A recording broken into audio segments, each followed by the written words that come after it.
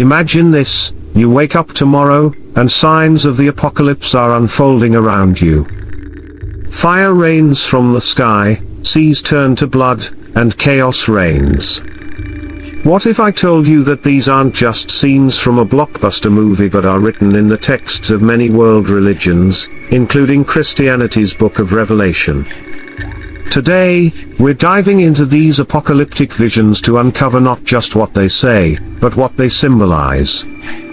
We'll explore the mysterious Book of Revelation, viewing its rich imagery from both a traditional and a modern, symbolic lens. Why do these visions matter today? What can they teach us about the future?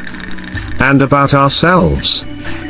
If you're intrigued, hit the like button, subscribe to Decode Vale, and buckle up. We're about to embark on a journey through one of the most fascinating and misunderstood books ever written.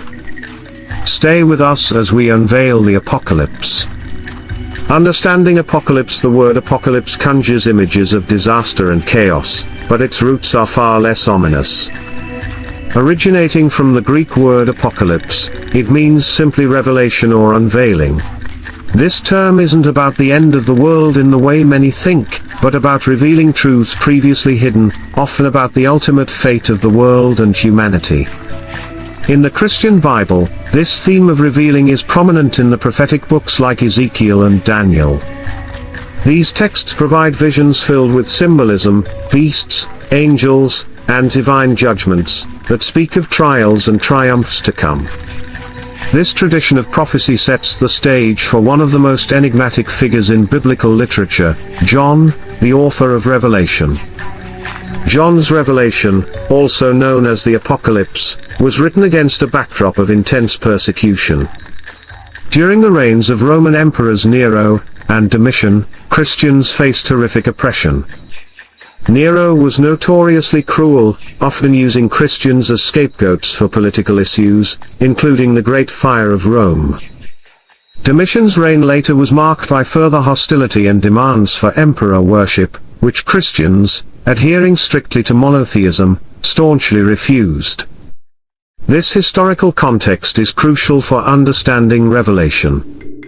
The visions John describes are not just spiritual insights but also a form of resistance literature.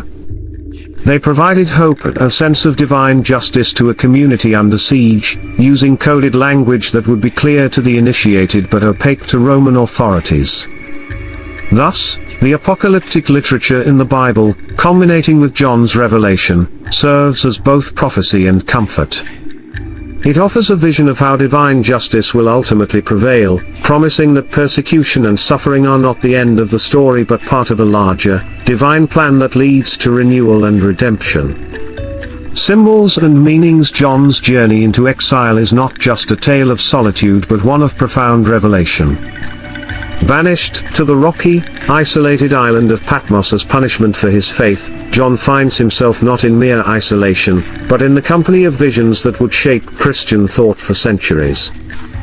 It is here, amid the barren landscape, that the veil between the divine and the human thins, allowing John to receive the visions documented in Revelation.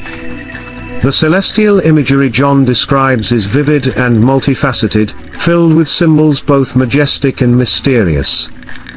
He speaks of a throne in heaven, surrounded by 24 other thrones upon which sit 24 elders, robed in white with golden crowns. Around them, 4 living creatures, each distinct, each with eyes in front and behind. One like a lion, one like an ox, one with a face like a man, and one like a flying eagle.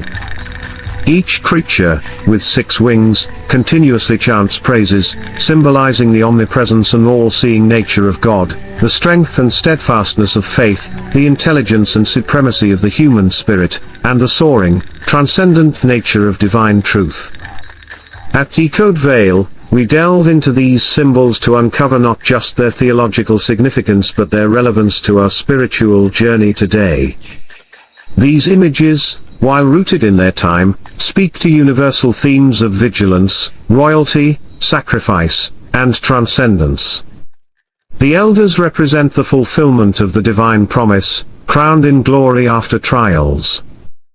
The creatures reflect different facets of creation, each praising the divine in its essence, teaching us about the diversity and unity within the divine creation itself. John's exile, then, transforms from a punishment into a profound encounter with the divine, providing him, and us, insights into the spiritual realm that challenge, comfort, and compel us to look beyond our immediate realities to the eternal truths they reveal. Seals, trumpets, and bowls. The narrative of Revelation unfolds through a series of catastrophic events marked by the opening of 7 seals, the sounding of 7 trumpets, and the pouring of 7 bowls, each sequence heralding profound and often devastating changes. The 7 seals, the opening of these seals by the Lamb sets a dire sequence into motion. First comes the white horse, whose rider holds a bow and wears a crown, symbolizing conquest. This is followed by the red horse of war, its rider granted the power to take peace from the earth. The black horse follows, bearing scales, a stark emblem of famine. Lastly, the pale horse appears, its rider named Death, accompanied by Hades. Together they claim a quarter of the earth. These riders are not just harbingers of disaster, they represent the escalation of human conflict, scarcity, and the inevitability of mortality, reflecting the trials humanity faces repeatedly through history. The 7 trumpets, with each trumpet blast, a new calamity strikes. The first causes hail and fire, mixed with blood, to rain down, burning up a third of the earth. The second turns a third of the sea to blood, killing sea life, and destroying ships. The third trumpet makes waters bitter, and the fourth darkens the celestial bodies, reflecting the growing despair. The fifth trumpet unleashes a plague of demonic locusts that torment those without divine protection, and the sixth releases a destructive army, bringing immense suffering. These trumpets compound the woes introduced by the seals, deepening the sense of apocalyptic dread. The 7 bowls, the final series of judgments, involves the pouring out of bowls filled with God's wrath. These bowls target the corrupt powers of the world, inflicting painful sores on the wicked, turning all seas and rivers to blood, and scorching the earth with fierce heat. Darkness and pain follow, leading to the drying up of the Euphrates River, preparing the way for the kings of the east to gather at Armageddon.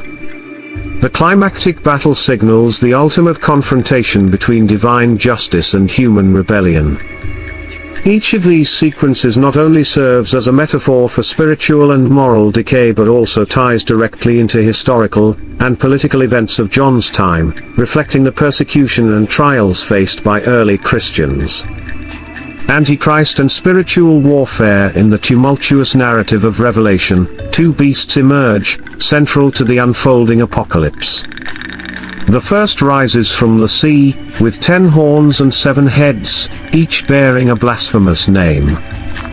This beast, given power and authority by the dragon, represents the pinnacle of worldly power, opposing the divine. The second beast, rising from the earth, performs miracles, deceiving many. It directs all to worship the first beast and enforces the infamous mark, 666, without which no one can buy or sell. The number 666, the mark of the beast, is a symbol steeped in mystery. Often interpreted as the epitome of imperfection and the symbol of ultimate evil, it contrasts with divine perfection, traditionally represented by the number 7. This mark is not just a literal branding but a metaphor for total allegiance to corrupt powers that stand against divine truth. Facing such adversaries calls for more than mere awareness, it demands spiritual readiness. In the face of these overwhelming forces, Revelation teaches the necessity of spiritual armor. This preparation involves understanding the nature of these conflicts, not as distant mythologies but as present realities manifesting in the moral and ethical choices we face daily. It is about resilience and the commitment to uphold truth, even when doing so may bring great personal cost.